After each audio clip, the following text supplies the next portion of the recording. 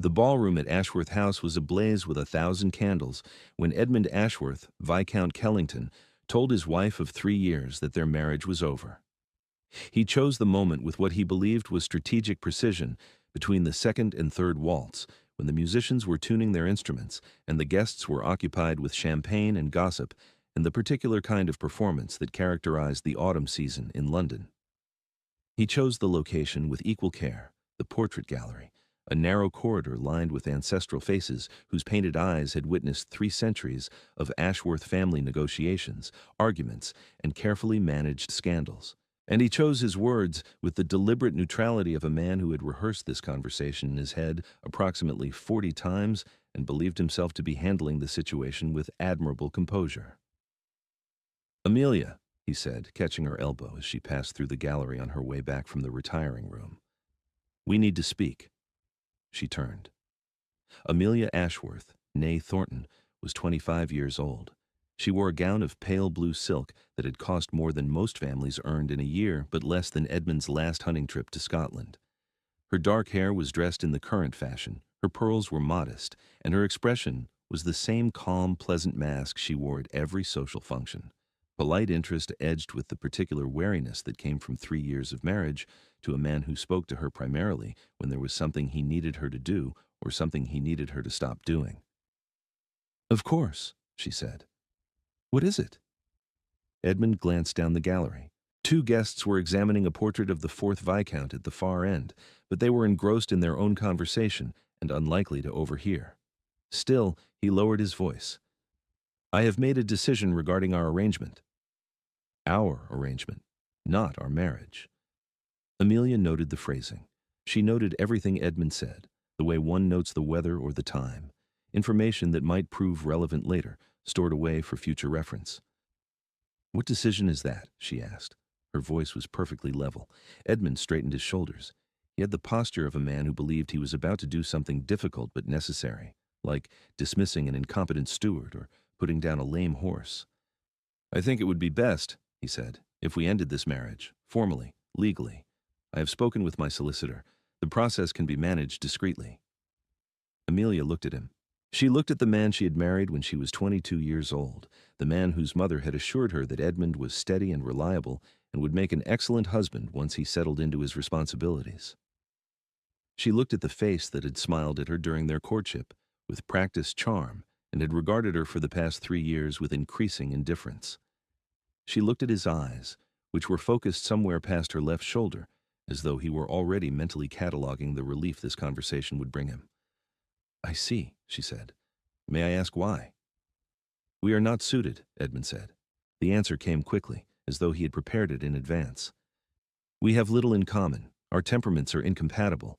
I believe we would both be happier pursuing separate lives." "Happier," Amelia repeated. "Yes. And by separate lives, you mean you wish to marry someone else?" Edmund's jaw tightened fractionally. "That is not the primary consideration. But it is a consideration." It was not a question. Edmund exhaled through his nose. "Miss Hartley and I have an understanding, but that is secondary to the broader issue, which is that you and I are fundamentally mismatched." Miss Hartley. Catherine Hartley, daughter of a wealthy industrialist, possessed of a substantial fortune and a laugh that carried across ballrooms with the subtlety of a hunting horn. Amelia had met her twice. The second time, she had watched Edmund watch Catherine across a crowded drawing room, with the kind of focused attention he had not directed at Amelia since approximately 6 weeks into their marriage. "I see," Amelia said again. Her voice remained calm. Her hands, folded at her waist, did not tremble. "And you are telling me this now, at your family's ball, because I wanted you to hear it from me directly," Edmund interrupted, "before the solicitor contacts you. I thought that was the decent thing to do."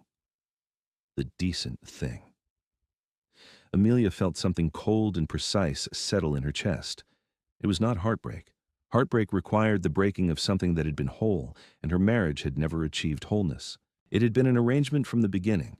His family needed her dowry to settle debts accumulated by Edmund's late father's investments in a series of failed shipping ventures.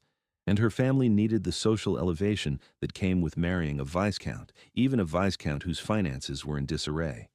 They had performed their roles adequately. She had managed his household. He had provided her with a title and social position. And if there had been no affection, no intimacy, no partnership beyond the efficient coordination of public appearances, well, that was simply what marriage was for people of their class. Or so she had told herself. But this, being informed that the arrangement was ending in a portrait gallery between waltzes, with the casual dismissiveness of a man canceling a subscription to a newspaper he no longer read, this was something else entirely. "Very decent of you," Amelia said. Her tone was so polite that Edmund visibly relaxed, clearly interpreting her composure as agreement. "I appreciate your directness." "I am glad you understand," Edmund said. "I know this is difficult, but I believe it is the right course for both of us. You are still young. You will have opportunities." "Edmund?" Amelia interrupted gently. "Yes? I have a question." "Of course. Does your mother know about this decision?" Edmund's expression shifted. "I plan to inform her after the ball." "And Miss Hartley? Does she know you are ending one marriage before beginning another?" "She is aware of the situation, yes." "And your solicitor has advised you that a divorce is straightforward, that there will be no scandal, no damage to your standing or mine." Edmund's jaw tightened again. "The situation can be managed." "Managed," Amelia said. "The way you have managed our marriage, the way you managed to conduct a courtship with Miss Hartley while still legally bound to me, the way you are managing this conversation in a portrait gallery while 200 guests dance in the next room." "Amelia." "I understand perfectly, Edmund." She looked at him with an expression that was still calm, still pleasant, still utterly unreadable. "You wish to end our marriage, you have made your decision, and you believe you are handling this with admirable decency by informing me personally, rather than allowing me to discover it through a solicitor's letter." "That was my intention, yes." "How considerate." Amelia reached up and removed her wedding ring. It was a simple gold band, nothing ornate, worn smooth by 3 years of wear. She held it for a moment, feeling the weight of it, and then she placed it in Edmund's palm and folded his fingers around it. "There," she said. "That simplifies matters, does not it?" Edmund stared at the ring in his hand. He had clearly expected resistance, tears, perhaps a scene that would require management. What he had not expected was this, his wife handing back her ring with the same calm efficiency she brought to managing his household accounts. "Amelia, I assume you would prefer I leave the ball," she asked. "Given the circumstances, it seems appropriate." "Actually," Edmund said, recovering slightly, "I think it would be less conspicuous if you stayed. For appearances. We can discuss the practical arrangements tomorrow." "For appearances," Amelia repeated. "Of course, we must think of appearances." She curtsied. It was a perfect curtsy, the kind she had been taught by her governess at age 12 and had performed at countless social functions with flawless execution.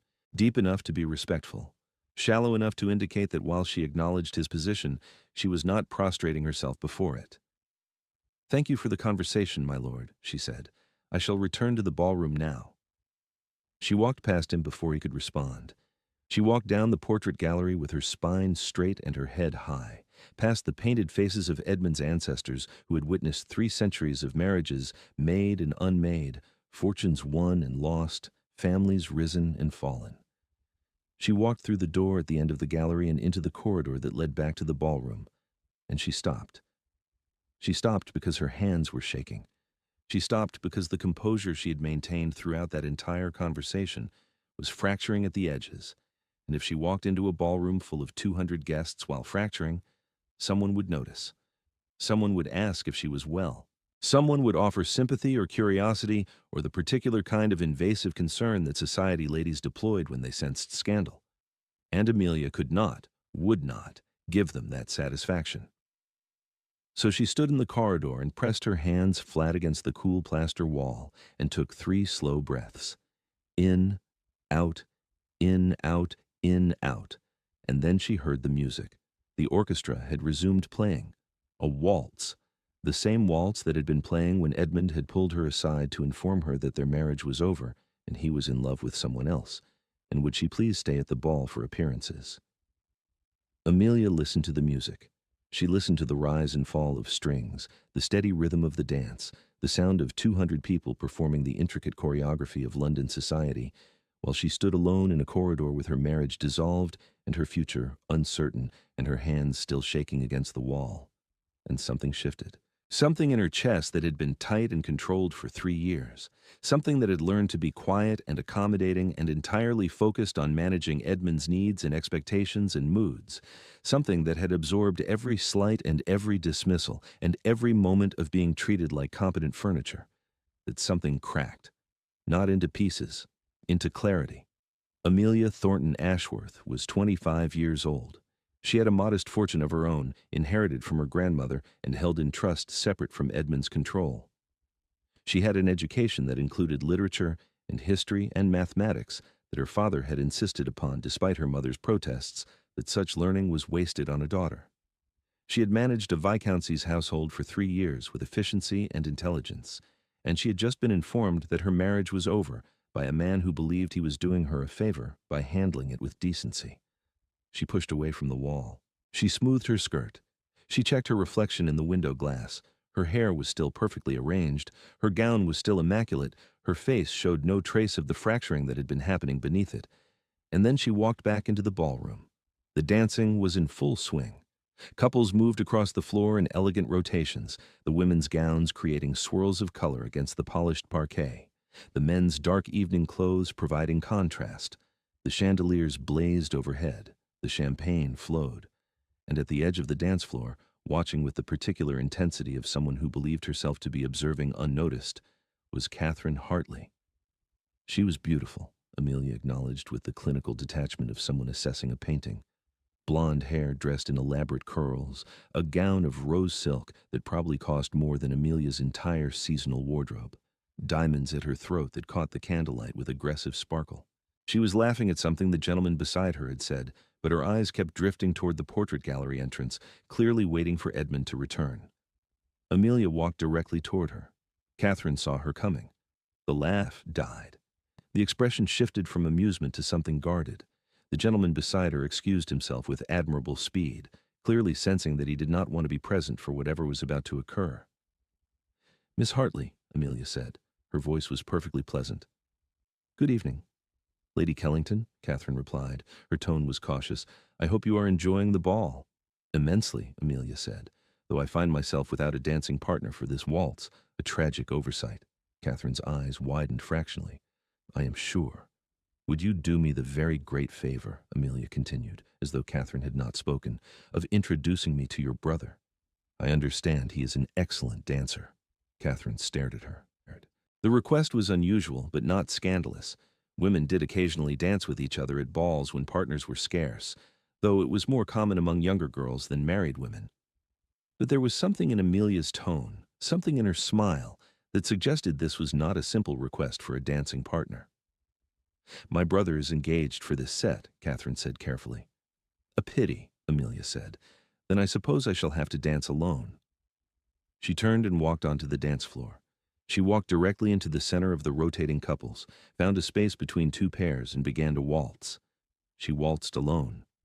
She moved through the steps with perfect precision, one hand raised as though held by an invisible partner, the other resting at her waist, her body moving through the turns and progressions with the muscle memory of 1,000 similar dances. She did not look at the other couples. She did not look at the watching guests, whose conversations were beginning to falter as they noticed the woman waltzing by herself in the middle of the Ashworth ballroom. She simply danced. She danced because Edmund had told her to stay for appearances, and she was staying. She danced because Catherine Hartley was watching with growing horror as the woman whose marriage she had helped destroy performed the most visible, undeniable act of defiance available at a society ball. She danced because 3 years of being quiet and accommodating and utterly focused on managing Edmund's comfort had taught her exactly how society worked, and she knew with perfect certainty that what she was doing right now, waltzing alone at her husband's family ball while still technically married to him, was the kind of thing people would talk about for years. The music swelled. Amelia turned, and the ballroom, which had been filled with conversation and laughter and the ambient noise of 200 people enjoying themselves, went absolutely silent except for the orchestra, which continued playing because the musicians had not yet realized that they should stop. Every eye in the room was on her. Every conversation had ceased. And at the entrance to the portrait gallery, Edmund stood frozen, his face the color of old parchment, clearly realizing that his wife, his soon-to-be former wife, whom he had informed of their impending divorce approximately 8 minutes ago, was creating the exact kind of scene he had hoped to avoid. The waltz continued. Amelia continued with it. She moved through the steps as though nothing unusual was happening, as though waltzing alone in front of 200 stunned guests was the most natural thing in the world. And when the music finally ended, when the last note faded into silence and the entire ballroom held its collective breath, Amelia stopped in the center of the floor. She curtsied to her invisible partner, and then she turned, walked directly to the refreshment table, accepted a glass of champagne from a footman whose hand was shaking, and took a long, deliberate sip. The silence broke. Whispers erupted like a flock of startled birds.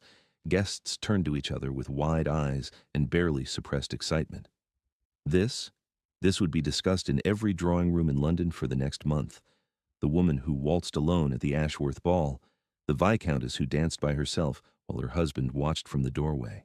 The scandal was immediate, absolute, and entirely self-inflicted, and Amelia, standing at the refreshment table with her champagne, felt something she had not felt in 3 years. She felt free. Edmund crossed the ballroom in 10 strides.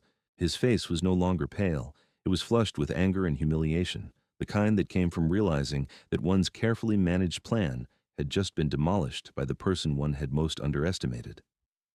"What?" he said in a voice that was low and shaking. "Was that?" Amelia took another sip of champagne. "That was a waltz, Edmund. Surely you recognize one. You just... in front of everyone." "Yes," she agreed. "I did." "Why?" "You told me to stay for appearances," she said. Her voice was still perfectly calm. "I'm staying. I'm appearing. I'm even dancing, though admittedly without the partner you have decided to replace me with." Edmund's hands clenched into fists at his sides. "You have humiliated me." "I have humiliated myself," Amelia corrected. "There is a difference. You humiliated me in a portrait gallery where no one could see. I humiliated myself in a ballroom where everyone could. I thought it was only fair." "Fair?" "You wanted discretion, Edmund. You wanted to manage this quietly. You wanted to end our marriage and begin another one without scandal or difficulty or any inconvenience to yourself. And I might have allowed that. I might have been quiet and accommodating and entirely focused on making this easy for you. The way I've been quiet and accommodating for 3 years while you ignored me, except when you needed something managed." She set down her champagne glass. "But you chose to tell me at a ball, at your family's ball, between waltzes, as though our marriage was so inconsequential that it could be dissolved in the same amount of time it takes the musicians to retune their instruments. So I decided that if you were going to treat our marriage as inconsequential, I would demonstrate exactly how consequential its ending could be." Edmund stared at her. For perhaps the first time in their 3-year marriage, he was seeing her, not as efficient furniture, not as a problem to be managed, not as a wife who required minimal attention and provided maximum convenience, but as a person with agency and intelligence and a will that was entirely separate from his own. "This will ruin you," he said finally. "This will ruin both of us," Amelia corrected. "But I find I do not particularly care about my reputation anymore, Edmund. Reputation is only valuable when one has something to protect. I do not. I have a marriage that is ending, a husband who loves someone else, and a future that is entirely uncertain. What I do not have is any reason to protect your comfort at the expense of my own dignity." She picked up her champagne glass again. "So yes, I waltzed alone, and tomorrow every drawing room in London will be discussing it, and you will explain to your mother and your solicitor and Miss Hartley exactly how your plan for a discreet, well-managed divorce became the most talked-about scandal of the season, and I will be free." She walked away. She walked past the guests who were still whispering and staring. She walked past Catherine Hartley, whose face had gone from horror to something that looked like fear. She walked out of the ballroom, down the main staircase, and out the front door of Ashworth House. The night air was cold against her skin. The street was dark except for the glow of carriage lamps, and Amelia stood on the steps of the house she would no longer live in, breathing in the smell of coal smoke and rain and freedom, and realized that for the first time in 3 years she had no idea what happened next. It was terrifying. It was exhilarating. It was hers. 3 months later, Amelia was living in a modest townhouse in Bloomsbury that she had leased with her grandmother's inheritance. The house was small, 4 rooms, a kitchen, a narrow staircase that creaked, but it was entirely her own. No staff except a daily housekeeper. No social obligations except the ones she chose. No husband whose moods and needs and expectations dictated how she spent her days. She had not seen Edmund since the night of the ball. The divorce proceedings were ongoing, managed by solicitors who communicated through terse letters about property settlements and financial arrangements. Edmund's mother had written once, a letter that managed to be both pleading and accusatory, asking Amelia to reconsider her rash behavior and think of the family's reputation. Amelia had not replied. The scandal had been everything she had expected, and more. The Viscountess who waltzed alone became a story that was retold with increasing embellishment at every social gathering. Some versions claimed she had waltzed for an entire hour. Others insisted she had been weeping throughout. A few suggested she had been intoxicated. None of them were accurate, but Amelia found she did not care. She was no longer part of that world. She had been quietly removed from invitation lists, dropped from social registers, politely excluded from the kinds of gatherings she had attended as Edmund's wife. And instead of the crushing isolation she had feared, she discovered something unexpected. She discovered that London was full of women like her, women who had been divorced or widowed or otherwise freed from marriages that had constrained them, women who gathered in drawing rooms and coffee houses to discuss books and politics and ideas that were not deemed appropriate for polite society, women who wrote and painted and managed their own finances and lived lives that were smaller in scope than the grand ballrooms of Mayfair, but infinitely larger in possibility. Amelia found them. Or perhaps they found her. She was invited to a salon hosted by a writer named Mrs. Phillips, a widow who published essays under a male pseudonym. She attended a lecture on women's education organized by Miss Thornberry, a spinster who had inherited her father's bookshop and turned it into a gathering place for women who wanted to learn. She joined a literary society that met weekly to discuss novels and poetry and plays, where her opinions were solicited and valued and debated with genuine intellectual engagement. She began to write. Nothing she intended to publish. She had no illusions about her talent or the market for her observations, but essays about marriage and society and the particular kind of loneliness that came from living with someone who did not see you. She wrote them for herself, in the quiet hours of the morning when the house was still and the street outside was empty except for the milk cart making its rounds. And in writing them, she found a voice she had not known she possessed. One afternoon in December, she was in a bookshop in Covent Garden searching for a copy of Mary Wollstonecraft when a man approached her. He was perhaps 35, dressed in the slightly shabby coat of someone who valued books more than tailoring, with ink stains on his fingers and the distracted air of someone whose thoughts were perpetually elsewhere. "Forgive me," he said, "but I could not help noticing you are looking at Wollstonecraft. Are you familiar with her work?" Amelia looked up. She'd been approached by men in public before. It was one of the unexpected complications of living without a husband's protection, and she had developed a repertoire of responses designed to discourage unwanted attention. But something about this man's tone suggested genuine curiosity rather than improper interest. "I am," she said carefully. "I find her arguments compelling, though not universally applicable." "Not universally applicable," he repeated, as though testing the phrase. "An interesting qualification. Which arguments do you find limited?" And they began to talk. His name was Thomas Whitfield. He was a scholar, he explained, attached to no particular institution, but engaged in ongoing research about political philosophy and social reform. He asked about her thoughts on Wollstonecraft's views on education. She asked about his work on governance. They stood in the bookshop for 40 minutes, discussing ideas with the kind of engaged, genuine interest that Amelia had not experienced since her father's death 5 years ago. When they parted, he asked if he might call on her to continue the conversation. She hesitated. She was no longer a respectable married woman. She was a scandal, a divorced woman living alone, someone whose reputation was already thoroughly compromised. Receiving male visitors would only make things worse. But then she thought about the portrait gallery and Edmund's careful plans and the waltz she had danced alone, and she realized that she had already decided, that night, that respectability was no longer something she valued more than her own agency. "Yes," she said, "I would like that." He called the following week. They discussed philosophy and literature, and the particular ways that society constrained both men and women, though in different forms. He returned a week later, and then again, and slowly, carefully, with no particular agenda beyond genuine intellectual companionship, they became friends. It was not romance. Amelia had no interest in romance, in the kind of overwhelming passion that clouded judgment and led to poor decisions. What she had instead was partnership, someone who saw her mind and valued it, someone who asked her opinions and listened to the answers, someone who treated her not as furniture to be managed or a scandal to be avoided, but as a person worth knowing. 6 months after the ball, Edmund's divorce was finalized. The settlement was modest but fair. Amelia received her grandmother's inheritance back in full, plus a small annual sum that Edmund's solicitor had grudgingly agreed to in exchange for Amelia's agreement not to contest the proceedings. Catherine Hartley became Catherine Ashworth within a month of the divorce being granted. The wedding was small and private, which Amelia heard about through Mrs. Phillips, who had a remarkable network of gossip despite her general disdain for society. One evening in late spring, nearly a year after the ball, Amelia was in her sitting room reading when her housekeeper announced a visitor. "A Lady Kellington to see you, ma'am." Amelia looked up, confused. She was no longer Lady Kellington. That title now belonged to Catherine. But then Edmund's mother walked into the room, and Amelia understood. The Dowager Viscountess Kellington looked older than Amelia remembered, smaller somehow, as though the past year had diminished her.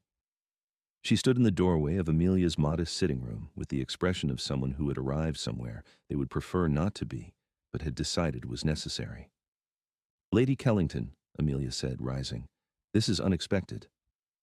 "Miss Thornton," the Dowager said. She had reverted to using Amelia's maiden name, which was both technically correct and subtly cutting. "I hope I am not intruding." "Not at all. Please sit." The Dowager sat. She did not remove her gloves, which suggested she did not intend to stay long. She looked around the room, at the modest furniture, the stacks of books, the writing desk with its scattered papers, and her expression was complicated. "I came," she said finally, "to apologize." Amelia blinked. Of all the things she had expected Edmund's mother to say, that was not one of them. "Apologize for what?" "For my son's behavior, for the manner in which he ended your marriage, for the assumptions I made about you during the 3 years you were part of our family." The Dowager's voice was stiff, as though the words were difficult to produce. "I believed you were fortunate to have married Edmund. I believed you should be grateful for the position he provided you. I did not understand that marriage should be more than position." She paused. "My marriage to Edmund's father was not affectionate. I managed. I assumed you would manage as well. I did not realize that managing was not the same as living." Amelia sat down slowly. "Why are you telling me this?" "Because I've spent the past year watching my son's new marriage," the Dowager said. "And I've observed that he treats Catherine with the same dismissive indifference he showed you. She laughs less now. She has stopped attending social functions. And when I ask Edmund if she is well, he tells me she is simply adjusting to married life." The Dowager's hands tightened in her lap. "He has learned nothing, and I am beginning to understand that the problem was never you."